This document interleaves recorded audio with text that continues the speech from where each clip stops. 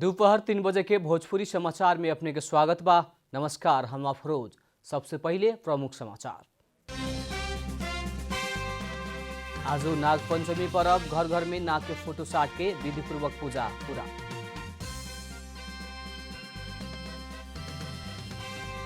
वीरगंज में अनिश्चितकालीन निषेधाज्ञा जारी, सुरक्षिता सतर्क रहत आज्ञा के पालन करे खातिर स्थानीय प्रशासन की अपील। भारी बरखा के कारण सड़क अवरुद्ध भइला से मुस्तांग में पेट्रोलियम पदार्थ के अभाव, सड़क संक्रमण काल के फायदा उठा रहल व्यापारी। सिंगापुर के नागरिक जुन विया विरुद्ध अमेरिकी अदालत में मुद्दा दायर, अमेरिका में बैठ के चीन खातिर जासूसी कैल स्वीकार। पेरिस सेंट जर्मेन PSG जितला फ्रेंच कप के उपाधि, सेंट इटिएन 1-0 से हारल।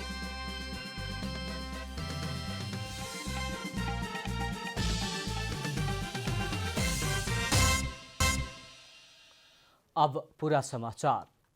आज नाग पंचमी पर्व, घर घर में नाग के फोटो साट के विधि पूर्वक पूजा आजा कैल गई बाटे। नेपाली समाज में नाग के देवता मान के सम्मान करे के साथे कुछ ठाउँ में नदी में नाग पूजा करे वाला के मेला ही लागेला। श्रावण शुक्ल पंचमी के दिन ब्रह्मा से विषधर नाग के संवाद भइल पौराणिक प्रसंग के आधार में ई तिथि के नाग पंचमी पर्व मानल गई पूर्वीय ग्रंथ सब में उल्लेख बाटे। नाग पंचमी के अवसर में घर घर में अष्टनाग के फोटो साट के दूध, प्यूरी, दूब, लावा चढ़ा के पूजा करे के परंपरा बा। ऐसे नाग के पूजा कैला से रोग व्याधि ना लागे के, अग्नि भय टड़का जैसन समस्या से बच सके के शास्त्रीय मान्यता बाटे। जलमूल आ बड़का नदी में नाग के पूजा करे के परंपरा बाटे। भगवान विष्णु समुद्र में शेषनाग के आसन बना के शयन कैली, वैसे भी उनकरा के शेषशायी विष्णु कहल जाला। नाग के जल के प्रतीक के रूप में भी सम्मान करल जाला। वीरगंज में आज से अनिश्चितकालीन निषेधाज्ञा जारी कैल गई बाटे। जिला प्रशासन कार्यालय में काल्हु बैठल सर्वपक्षीय बैठक से सावन 10 गते शनिचर के सवेरे 5 बजे से अनिश्चितकालीन निषेधाज्ञा जारी करे के निर्णय कैले रहे। कोरोना वायरस के संक्रमण समुदाय स्तर में देखल आशंका में स्थानीय प्रशासन, राजनीतिक दल, व्यवसायी सहित के सर्वपक्षीय बैठक राख के निषेधाज्ञा के निर्णय कैले रहे। बैठक कोरोना वायरस के संक्रमण रोके खातिर आवाजाही या परीक्षण के दायरा बढ़ावत ले जाए के निर्णय भी कैले बा। स्थानीय प्रशासन निषेधाज्ञा के पालना करे के साथे सुरक्षिता सतर्क रहे खातिर अपील कैले बा। प्रशासन अत्यावश्यक स्वास्थ्य इलाज बाहेक अन्य काम के प्रतिबंध लगौले बाटे। वीरगंज में बेफे आ सुख के कोरोना वायरस के संक्रमण से 2 जने के मृत्यु हो चुकल बाटे त 75 जने संक्रमित के गंडक में रहल कोविड अस्पताल में इलाज हो रहल बाटे। यह बीच वीरगंज में इलाज के क्रम में मृत्यु भइला RDT परीक्षण में कोरोना पॉजिटिव देखल गई लड़की के PCR रिपोर्ट भी पॉजिटिव आइल बाटे। काल्हु मृत्यु भइल 12 परवानीपुर के 17 वर्ष की लड़की के नारायणी अस्पताल में कैल PCR परीक्षण में पॉजिटिव रिपोर्ट आइल अस्पताल के डॉक्टर मदन उपाध्याय जानकारी देहने। बरखा आ सहकाल के देवता रातो मछिन्द्रनाथ के रथारोहण संपन्न भइल बाटे। आज दोपहर 12:15 के शुभ मुहूर्त में पुलचोक में निर्माण हो रहल रथ में मछिन्द्रनाथ के विराजमान करावल गई हुए। इससे पहले हरेक वर्ष वैशाख शुक्ल प्रतिपदा के दिन रक्तावलोकितेश्वर के रथ में विराजमान कराव के चलन रहे। ई बरस कोविड-19 के कारण यह आषाढ़ 10 गते से बुग्ध के रथ निर्माण के काम आगे बढ़ावल पानेजू पूर्णराज साक्य बतौलन। ई काठमांडू उपत्यका के सबसे लंबा रथ यात्रा हुए। नेपाल में कोरोना वायरस संक्रमित के संख्या 18,300 हेरल बाटे। कोरोना के कारण सुख के थप 1 जने के मृत्यु भइला बाद नेपाल में कोरोना से मृत्यु होखे वाला के संख्या 44 पुगल बाटे। स्वास्थ्य तथा जनसंख्या मंत्रालय के मुताबिक वीरगंज 11 के 85 वर्ष के आदमी के काल्हु मृत्यु भइल हुए। निमोनिया आ मुटु रोग से पीड़ित आदमी में कोविड पॉजिटिव दिखाई देला बाद सावन 8 गते अस्पताल भर्ना होके इलाज के क्रम में काल्हु मृत्यु भइल मंत्रालय के प्रवक्ता डॉक्टर जागेश्वर गौतम जानकारी देहने। अभी तकले नेपाल में कोरोना संक्रमण ठीक होके घर लौटे वाला के संख्या 12,947 पुगल बाटे।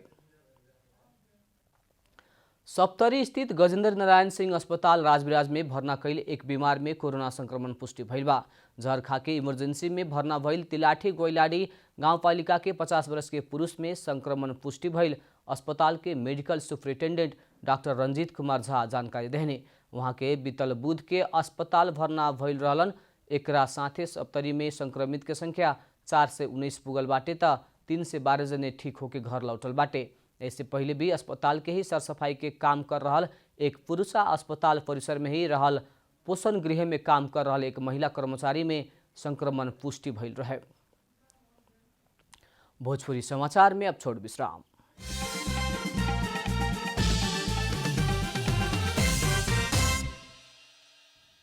भोजपुरी समाचार में अब थप समाचार। लमजुङ में कोरोना भाइरस संक्रमित के संख्या 102 पुगल बाटे। कालू थप 3 जने में कोरोना संक्रमण पुष्टि भइलासँगै जिल्ला में संक्रमित के संख्या 102 पुगल हुए। अभी तकले पीसीआर परीक्षण कैल 943 जने मध्ये 102 जने में कोरोना संक्रमण पुष्टि भइल 67 जने इलाज के बाद ठीक होके घर लौटल बाटे त संक्रमित रहल 35 जने मध्ये सुंदर बजार के नमूना सामुदायिक अस्पताल के आइसोलेशन में 5 जने, जिला सामुदायिक अस्पताल के आइसोलेशन में 8 जने आ शहाजी के आइसोलेशन में 22 जने इलाज करा रहल बा। पीसीआर परीक्षण खातिर लमजुङ से स्वाब संकलन करके पठावल 87 जने के रिपोर्ट आवे के बाकी बा। कोरोना भाइरस संक्रमण जोखिम के कारण कई लॉकडाउन से कृषि क्षेत्र में अपेक्षित उपलब्धि हासिल करे ना सकल कृषि ज्ञान केन्द्र लमजुङ जनौले बा। आर्थिक वर्ष के अंत ओरी शुरू भई लॉकडाउन से बीतल आर्थिक वर्ष के योजना में अपेक्षित उपलब्धि हासिल करे ना सकल गई हुए। प्रदेश सरकार के योजना सब में कुछ प्रगति भइला पर भी संघीय सरकार अंतर्गत के ज्यादातर योजना सब में काम होखे ना सकल कृषि ज्ञान केन्द्र लमजुङ जनौले बा। कृषि ज्ञान केन्द्रको कार्यक्षेत्र अन्तर्गत लमजुङ र मनाङ दुईवटा जिल्लाहरू पर्दछ र वास्तवमा हाम्रो कार्यालय भनेको चाहिँ प्रदेश सरकार अन्तर्गतको कार्यालय हो र हामीले आर्थिक वर्ष 76-77 मा यस कार्यालयले सम्पादन गरेको कार्य प्रदेश सरकारतर्फको 67% प्रगति प्राप्त भएको छ। योजना स्वीकृति में लेट आ उहे समय में कोभिड-19 के प्रभाव के लॉकडाउन भइला बाद योजना पूरा करला कठिन भइल ज्ञान केन्द्र के कहनाम बा। गोरखा के धारसे गाउँपालिका के भूस्खलन भइला से नौली नदी थुनाइल बाटे। काल्हु राति गाउँपालिका के लापू स्थित मापू डाँडा में भूस्खलन भइला से पहाड़ ही गिर के खोला थुनाइल हुए। खोला थुनाइला संगे लापू बेसी के बांद्राङ नौली खोला आ नयाँ बस्ती से झरना तक के गांव के करीब 80 घरधुरी जोखिम में रहल स्थानीय बिरबल गुरुङ बतौलन। जोखिम बस्ती के स्थानीय के सुरक्षित स्थान में ले जाके राखल वडा अध्यक्ष सूर्यमान गुरुङ बतौलन। जोखिम क्षेत्र में सेना प्रहरी के टोली खटल प्रमुख जिला अधिकारी सुरेन्द्र पौडेल जानकारी देने। पृथ्वी राजमार्ग अंतर्गत दमौली डुमरे सड़क खंड में आज सब सवारी प्रवेश में रोक लगाउल गई सड़क डिवीजन कार्यालय दमौली जनौले बा। काल्हुआ आज बड़का सवारी बाहेक छोटका सवारी के प्रवेश में अनुमति देवे के जिला प्रशासन के निर्णय भइला पर भी फेर समस्या अइला से सवारी प्रवेश में रोक लगाउल गई हुए। सड़क के आज दिन भर में मजबूत बना के ही बिहान से सवारी संचालन करे देवे के जिला प्रशासन कार्यालय तनहु जनौले बा। एम्बुलेंस लगायत के जरूरी सवारी के आवाजावत खातिर कोनो भी रोक ना लगाउल गई जनाउल गई बा। भारी बरखा के बाद बंदीपुर गाउँपालिका 1 स्थित नाहला में सड़क ही भस्कला के कारण भूस्खलन भइला बाद वैकल्पिक सड़क निर्माण कैल गई हुए। उस सड़क में ग्रावेल ना कैला से सवारी फंस के अवरुद्ध भइला बाद जिला प्रशासन कार्यालय तनहु सवारी के 2 दिन प्रवेश में रोक लगौले रहे। अब आर्थिक समाचार।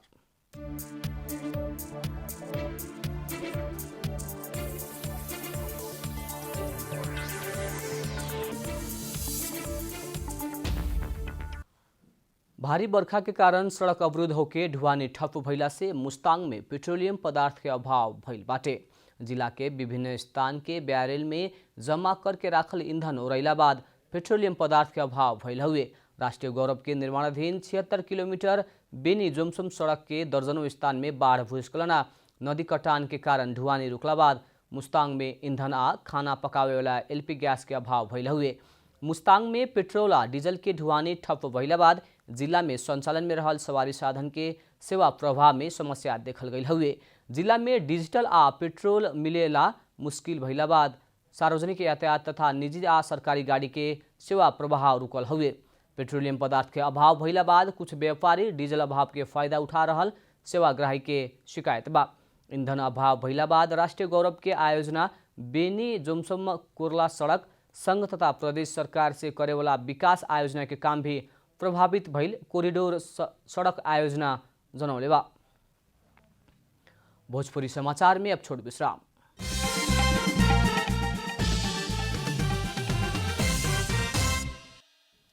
भोजपुरी समाचार में अब अंतर्राष्ट्रीय समाचार।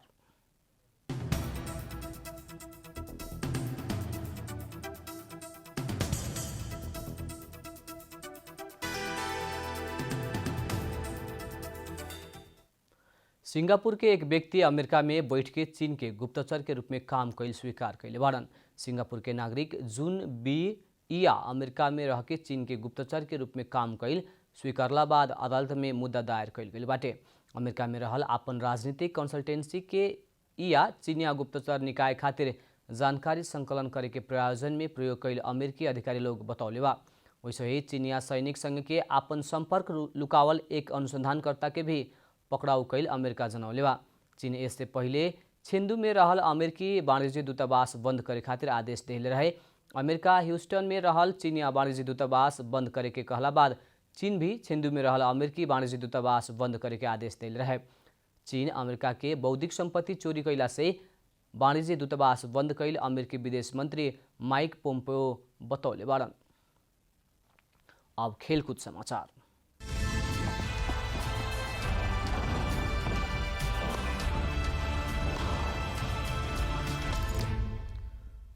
Paris Saint Germain PSG French cup football की उपाधि जीतले बाटे। कालू राति भइल फाइनल में 10 खिलाड़ी में सीमित भइल सेंट इटियन के 1-0 से हरा के पीएसजी उपाधि जीतलक हुए। घरेलू मैदान में भइल खेल में नेइमार 14वां मिनट में गोल करत पीएसजी के आगे बढ़ाउले रहलन। उहे एक गोल पीएसजी खातिर उपाधि जीतेला काफी भइल। 31वां मिनट में लोइक पेरिन्स के लाल कार्ड मिलला बाद सेंट इटियन 10 खिलाड़ी में ही सीमित भइल रहे। पीएसजी 13वां बेर कप के उपाधि जीतलक हुए। ई खेल खातिर रंगशाला में कुछ दर्शक के शामिल करावल गए रहे। बीतल अप्रैल में कोरोना वायरस के महामारी के कारण लीग पूरा भइला बाद फ्रांस ई पहिल का खेल हुए। अंत में प्रमुख समाचार फिर एक बेर। आज नाग पंचमी पर्व, घर घर में नाग के फोटो साट के विधि पूर्वक पूजा पूरा।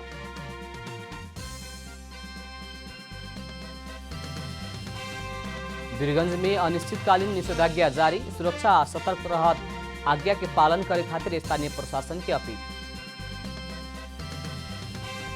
भारी बरखा के कारण सड़क अवरुद्ध भइला से मुस्तांग में पेट्रोलियम पदार्थ के अभाव, सड़क संक्रमण काल के फायदा उठा रहल व्यापारी। सिंगापुर के नागरिक जुन वी इया विरुद्ध अमेरिकी अदालत में मुद्दा दायर, अमेरिका में बैठ के चीन खातिर जासूसी कैल स्वीकार। पेरिस सेंट जर्मेन पीएसजी जीतलक फ्रेंच कप के उपाधि, सेंट एटियन 1-0 से हारल।